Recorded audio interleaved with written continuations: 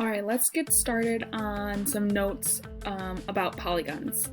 It is really important for you to get these down in one way or another. The pictures that you're going to see, I made a book. So if you are feeling ambitious and want to create your own book, or just on a lined piece of paper, but these will be important for you to get down and be able to reference later on this week. Let's get started. Polygons. They are made of straight line segments, no curves. They have to be closed, so that means all of the lines come together in one way or another, and they cannot have intersections, so they cannot cross each other.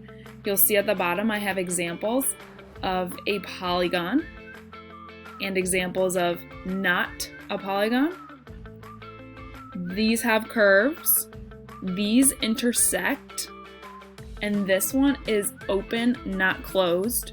I would need a line here to close that off, and then it could be a polygon because it has all straight lines. You need to pause the video to get these notes down.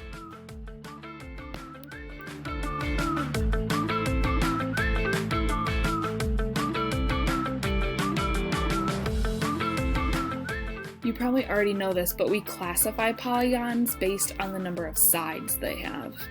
And we'll talk about that on the next slide.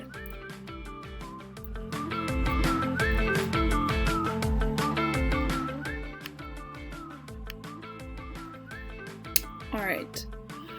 We also have regular polygons and irregular polygons. So polygons we're most familiar with. Again, we've classified by the number of sides they have. Regular polygons all have sides that are equal, and all of their angles are equal, and they are convex, and we'll talk about convex in a second.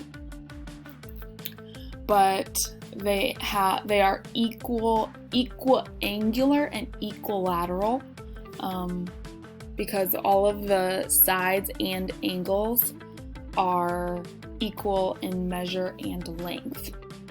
So here's an example of a regular polygon. An irregular polygon is the opposite. All of the sides are not equal. That one's shorter than this one, longer than this one, and all of the angles aren't equal, or they are concave. Okay, and here is an example of an irregular polygon. Again, pause the video if you need more time to get these notes down. To the idea of convex versus concave. Convex, I have two shapes for you. Convex, if I made a point and another point and I connected them with a line, that connection is inside of the shape. Just like if I put a point here and a point here and I connected them, they are inside of the shape. That diagonal is inside of our shape. Where concave is going to be my polygon, except if I made a point here and a point here and I connected them, that diagonal is leaving the shape. It is outside of the shape. Yes, of course, I could make a point here and a point here and connect them and it'd be inside, but all it takes is one of those diagonals to leave the shape, to be outside of the shape, and it's concave. Just like in this example as well. I like to think cave, like if it caves in, then it's concave because the point would have to leave the shape. Again, rewind, pause, do what you have to get these notes down.